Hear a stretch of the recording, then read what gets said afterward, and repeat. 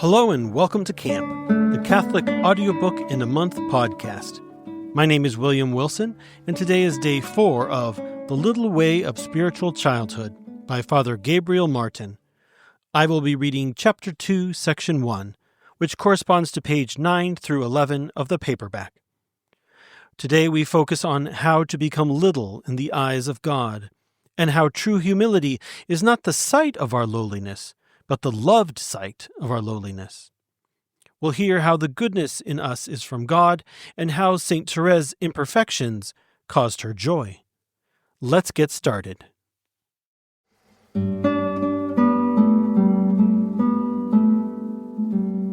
Chapter 2. Littleness and Weakness. The first mark of a child is its being small. According as it grows, the child ceases to be a child. The first thing to do in order to enter into the way of spiritual childhood is therefore to become very, very little before the good God. Now, to be little is to be humble. To be very, very little is to be perfectly humble.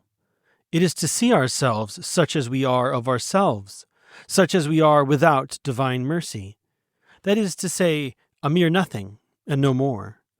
And not only to see, but to like to see ourselves, such as we have just said, and to rejoice at this sight.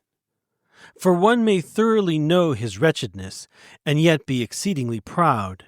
Witness Satan. True humility is not in the sight, but in the loved sight of our lowliness. This is humility of heart, the only true humility. It ought to be that of the little one. Section 1. In the way of childhood, how much we ought to prize and desire humility of heart. If then, Christian soul, you wish to become in God's sight a little child most dear to his heart, begin by making yourself as small as you can in your own eyes. Seek to know yourself as you truly are. In you there is good and bad. All the good is from God. Be faithful in thanking Him for it. All the bad is from you. Profit by it, so as to know and despise yourself. Because this inability to do good, these evil inclinations, this self-love, these failures, these faults have their hold in the depths of your being and result from your imperfection. Look all that full in the face. Be not afraid to open your eyes wide upon this great mass of miseries, and above all, let it not sadden you, but rejoice in proportion as you discover in yourself new sources of powerlessness and new abysses of weakness. That is how St. Therese of the infant Jesus acted. I do not grieve, she said, in seeing that I am weakness itself.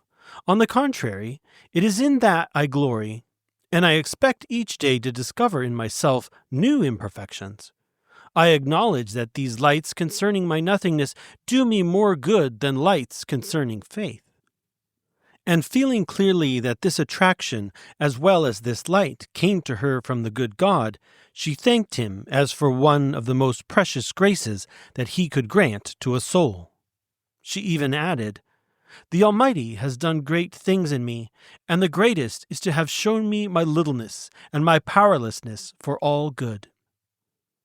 Therefore, all that best served to teach her her nothingness was dear and precious to her. And as nothing teaches us more efficaciously than the experience of our weakness duly acknowledged, it came to pass that her imperfections, far from disheartening her, rather caused her joy, especially from the day when she came to understand that there are faults of frailty which do not pain the good God.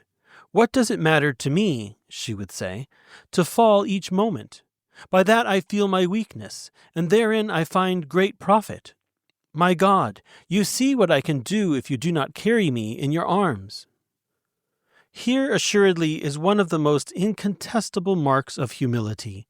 The truly humble soul is never surprised at her falls. What astonishes her is not the falling, but the not falling more frequently and more heavily. Does it astonish anyone to see a wee child fallen on the ground? It cannot even support itself standing upright. How then could it not make false steps? But ordinarily, when little children fall, they do not much hurt themselves, because they never fall from any great height. So also little souls. Their wounds are never very serious. One may say they are healed as soon as wounded. Moreover, far from being weakened by it, it even happens that they rise up stronger than before, because one experience the more has rendered them the more humble. Borrowing the language of St. Paul, Sister Therese of the Infant Jesus loved to say, "It is my weakness that makes all my strength." Thus speak all souls who have understood and appreciated humility of heart.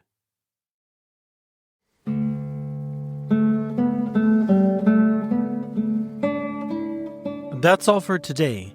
I hope you enjoyed the reading. Tomorrow I will read the remainder of Chapter 2 on how humility of heart introduces you to the little way and draws the favors of Jesus. If you have enjoyed today's podcast, please subscribe, rate, share, and help us grow. Also, please check out oratebooks.com for a paperback or Kindle version of this book. That's oratebooks.com. To learn more about us and for past episodes, please visit camp.fm. Thanks for listening, and I'll see you tomorrow.